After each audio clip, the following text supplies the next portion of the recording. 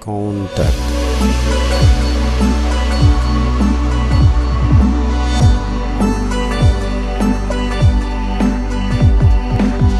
wala 5 février tey pare kon ñun mais noo ngi ci si mois de mars am na ñu nga xam ne sax laal nañu tuuti si avril donc loolu moo seen wër nañu ni lii su machine amul lii dina ñëw yàlla dimbali nañu sax parce que fi mu toll nii am na tukki yoo xam ne taw nañu bi yàgg bu fekkoon teel nañu taw dana am problème mais ba léegi noo ngi am espoir noo ngi yaakaar ni incha allah taala su lépp génnul balaa 15 it mën naa am fii ak la 15 mën naa am machine yi bu ñu kii bu taw amul problème bi ci aussi waaw problème surgi effectivement problème surgi aussi ren dañu koy yéegee xam nga ñun 60 000 francs la doon xëyma hectare tey ñoo ngi si 120 000 wala 115 000 donc loolu it mu ngi jël attention pertement la donc loolu moo tax problème surgi it problème la bu nga xam ne bii problème bu jafe. Je suis le président du conseil départemental de Dakar. Bon, je disais que l'État a mis en place donc en fait un système pour atteindre l'autosuffisance alimentaire. L'autosuffisance alimentaire, bon, quand on sera à l'autosuffisance alimentaire, on crée des emplois. Aujourd'hui, le problème qui est soulevé dans le Delta, c'est plus un problème de disponibilité de main-d'œuvre. Il n'y a pas de personnes pour pouvoir récolter. Il n'y a pas suffisamment. Aujourd'hui, il y a des emplois qui sont créés. Il faut quand même que la SAED ou d'autres organismes puissent divulguer cela.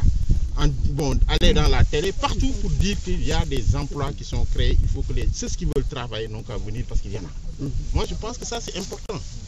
Parce qu'aujourd'hui, s'il y a des problèmes, on a des problèmes pour récolter, on ne trouve pas de main-d'œuvre. Alors qu'on crie partout qu'il n'y a pas d'emplois créés. Ça peut poser un problème. Donc moi, je pense qu'il faut une politique de communication pour que les gens viennent. Il y a du travail qui est là. Bon, d'ailleurs, urgemment, il faut qu'il y ait déjà du travail. Monsieur le Président, vous ne pensez pas Vous avez alerté en disant que, écoutez, on va en campagne, mais on risque de récolter pendant les pluies. Et dans ce cas, il va falloir qu'on prenne des dispositions. On nous avait promis que peut-être il y aurait 25 moissonneuses-batteuses en plus de 12 qui sont là. Mais ces moissonneuses ne sont pas venues. Compte tenu du retard, parce que si on avait commencé très tard, peut-être on pourrait, avec la main-d'œuvre, faire récolter beaucoup plus de parcelles qu'on l'a fait actuellement. Maintenant, c'est ce retard-là qui nous a conduit à la situation où nous sommes. Maintenant, nous avons alerté pour que des dispositions soient prises, pour qu'on sauve cette situation, mais également pour qu'on réfléchisse pour que la prochaine campagne ne soit pas la même chose que ça. Nous avons constaté qu'effectivement, il y a des problèmes de récolte. Et il faut absolument que ces problèmes soient réglés pour que nous puissions aller sûrement et efficacement vers une autre saison. Nous avons pris les dispositions pour mettre à la disposition de ce périmètre dès cet après-midi une moissonneuse. Ensuite, nous sommes en train de chercher d'autres moissonneuses. Mais en attendant, il faudrait qu'on combine le travail mécanique et le travail manuel. Au fur et à mesure qu'on avance sur le travail mécanique, on réduit le travail manuel. C'est comme ça que nous devons progresser pour être sûr que nous n'allons pas rater la saison. En tout cas, il y a de l'espoir. Partout où il y a des problèmes, en réfléchissant autour des solutions.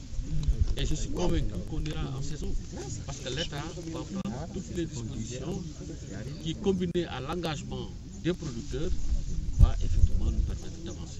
Et cet après-midi déjà, des machines... Cet après-midi déjà, des machines vont arriver. Le colonel nous signale qu'elles sont en route. Bon, on nous signale que les machines sont en route. Voilà. Bon, Dakar, Saint-Louis, c'est pas Dakar, Bamako, hein, donc on est sûr de pouvoir les avoir. Monsieur le ministre, non, il faut récolter, il faut préparer. C'est les deux opérations. En ce qui concerne la récolte, je vous ai dit qu'on va amener des moissonneuses. Ensuite, il y aura un complément de main-d'œuvre. Et on élimine la main-d'œuvre au fur et à mesure qu'on avance avec la mécanisation. Ça, c'est pour la récolte. Maintenant, pour labourer, nous allons mettre incessamment à la disposition de ces périmètres d'autres tracteurs. Au moment où je parle, nous avons déjà 135 tracteurs de grande puissance qui sont au port autonome. Et toute l'équipe du ministère est en train de s'atteler pour qu'on essaie de sortir ces tracteurs le plus rapidement possible. Donc, si on arrive à assurer la récolte et la préparation, il n'y a pas de raison que nous n'ayons pas en campagne.